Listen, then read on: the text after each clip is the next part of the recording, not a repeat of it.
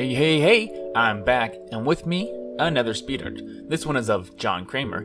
I think I did some tweaking to this later on before I actually started the animation, but this is pretty close to the final design. So, I uploaded the evolution of JigSaw/Saw, or JigSaw Explained, to my channel last weekend. So if you haven't seen it, you can check that out after you watch this video. And for it, I watched all 9 Saw movies. That's right, 9 movies. It's ludicrous.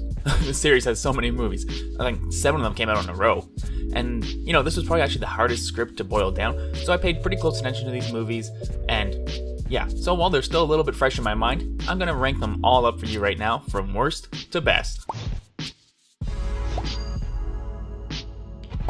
And of course, starting at number 9 is Saw 3D, The Final Chapter. This one perhaps feels the most rushed of all the movies. Pacing-wise and filming-wise, it's pretty sloppy. That may be because they are filming it in 3D, it's a more complicated process, but either way, it's no excuse for some of the lackluster acting and least thought out death scenes. Like, how does Hoffman even have time to set up all those traps for the Nazi gang at the start? And we're supposed to believe that Jill Tuck is now setting up the games for John Kramer in the meantime.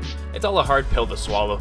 Not to mention the Bobby Dagan character, who is going through all the main traps in the film, is probably one of the least likable protagonists so far. Although it did give us the meme of John Kramer wearing a baseball cap backwards, so there is that. But it's still not really worthy of even the Saw brand, which is saying a lot. And coming in 8th place is Saw 5. While I like learning about how Hoffman became Jigsaw's apprentice, this is probably one of the oddest movies in the franchise. I like Agent Strom uncovering Hoffman's secrets, but the game that Hoffman is forcing the 5 protagonists to go through is probably the worst part of the movie. At least for me, as all the characters are so unlikable. I know they're supposed to be, but it makes those scenes just gory for the sake of being gory, when there's no one good to root for. Nonetheless, I still somewhat enjoy this movie, and the ending is pretty good when Hoffman gets away after Strom hunts him down, although it's not enough to save it from being one of the more unlikable movies in the franchise. And in 7th place is actually going to be the latest movie, Spiral. When I was making my ranking, I thought Spiral would be kind of higher on my list, but I somehow couldn't put it higher than here. It's a competently made film. It doesn't suffer from pacing problems that plague the previous films on my list here, but it just doesn't really feel like a Saw film, both in execution and in the villain that has taken over Jigsaw's MO. The traps almost feel boring in comparison to the ones that I'm used to, and the voice it uses for the film parts is pretty laughable. Chris Rock and Sam Jackson do a good job in their roles, but the actor who plays Shrek I just didn't find believable at all. Still, it does have its positives. The overall story of someone killing corrupt cops is good, and the cinematography here is actually probably one of the best in the series. It just doesn't quite give me what I want from this franchise. And coming in 6th place is Saw 4. It's probably one of the ones on the list that I wish I liked a lot more, but it's just a middling sequel as it stands against the previous entries. Rigg makes for a pretty good protagonist. He's sympathetic and the traps are interesting that he has to go through, but the reason why he's being put through the traps makes really not much sense, both because he's too good at his job and because he forgets to check a door before he walks through it.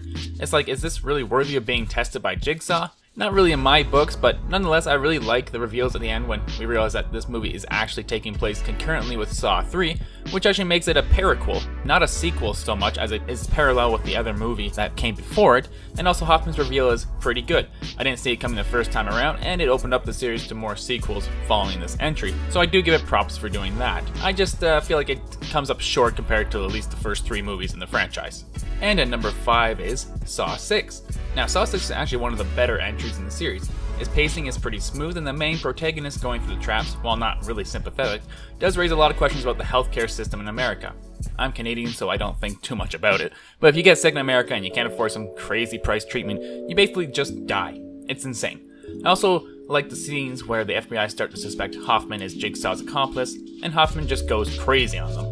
It's a great build-up. It's unfortunate that the follow-up to this film has so many problems because this entry shows that by the 6th installment of a series, you can still bring new things to the table. And if you hear some clip-clopping in the background, that's because my dog just walked in. Well, one of my dogs. Okay, he just sat down, so I'm not going to bother re-recording that last little part, but number 4 on my list is Saw 2. So, Saw 2 is actually definitely a worthy follow-up to the first movie. It's not as good as it, and you can tell that it had a higher budget, so the traps are a little bit more elaborate, but it's nothing too crazy. This is also the film where we learn the most about John Kramer and why he does what he does, cementing him as a horror icon and kind of differentiating him from other slasher icons, as he really thinks he's doing a good thing when he puts these people in these traps. He's obviously completely insane, but there's just enough sympathy for him and understanding for his character to make him stand out in a field of horror icons. And also the twist here, where we find out Amanda is working alongside him, is probably the most organic twist in the sequels, as every film seems to have another twist at the end. This one feels earned and very well set up. So Saw 2 is definitely worthy of a good watch. And coming in third place is gonna be actually 2017's JigSaw. This is one of the few Saw films I saw in theaters, and it was marketed as more or less a reboot of the franchise, although it still does carry on the same timeline as the first 7 films. I watched it with my sister right before I moved across the country to more or less start a new life of sorts, so this one I have fond memories of. It starts off with an action sequence rather than a trap, but it's exciting nonetheless, and we get introduced to Detective Halloran, who gets roped into stopping what they assume to be a copycat of JigSaw, as at this point in the series, he has been dead for about 10 years. So as an audience, we watch assuming things are happening in the present day with like these traps, but we learn later that we're watching a prequel, and the bodies being found in the present day are the copycat killings. And in the prequel, we're watching John Kramer's first game, and the copycat is a present day survivor from those first games, Logan Nelson, who would go on to help John Kramer create his legacy. While not a huge fan of like that reveal and learning that this Logan Nelson guy was apparently helping John Kramer for like the whole time that he was creating his legacy, I do like this movie quite a bit. It's pretty effective. It isn't super gory or anything. It just tells a simple story with some good twists, and that's exactly what I want from one of these films. So I think go into JigSaw 2017 with an open mind. If you can get over the fact that they kind of retcon a little bit of the JigSaw backstory, it's still pretty good. And in second place for me is going to be Saw 3. I think Saw 3 is probably the best sequel. It really shows how meticulous John Kramer is despite being near death, but still manages to run a new game while Amanda and he force a doctor to try to save his life. The protagonist going through the traps is also the most sympathetic of the series, simply a grieving father who maybe has taken his life for granted since his kid died, and while I question why JigSaw would put him through more pain, his story is one of the more interesting ones in the series, and the twist at the end where he is connected to the Doctor is one of the better ones, and really sets the series into motion following this film. I also have to hand it to the writers who killed off their main villain at the end of the third movie, and still had 6 more sequels left with this story. It's pretty crazy, and it's a risky move, but I think it paid off and helps to differentiate this franchise from other horror franchises. But coming in first, could it be any other movie in this franchise? It's Saw 2004. The first is, not always the best, but in this case, it is. So, Danny Glover and Carrie Ellis both give great performances, and while you can feel the low budget a little bit, they do a great job of keeping it hidden most of the time. And even the twist when you're made to think Zepp is the main villain, and then you find out that he's just another victim, is amazing. Then you have Adam turn around and JigSaw sits up from the bathroom floor. It's absolutely iconic, and the music used there is just awesome. I also really like the simplicity of the traps in this one. Just goes to show that you don't have to go over the top to make a good horror film and start an iconic franchise. So there you have it. Saw 2004 is my favorite movie in the franchise, but I really actually like a lot of the movies in this franchise. I kind of went into it because I've seen most of them before.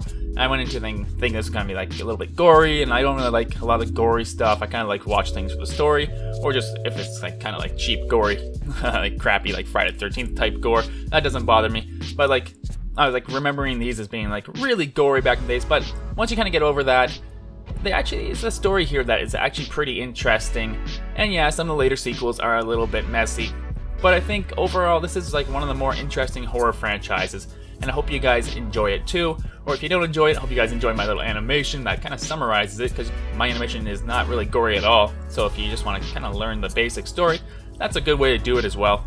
So I'm going to end it there, but let me know what you guys think. Should they continue the Saw series with a 10th installment? I saw them announce that, but I'm not sure if they're going to do it because Spiral didn't really make that much money.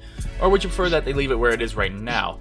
I'd also like to thank all my patrons, including the recently signed up Sean Argelio,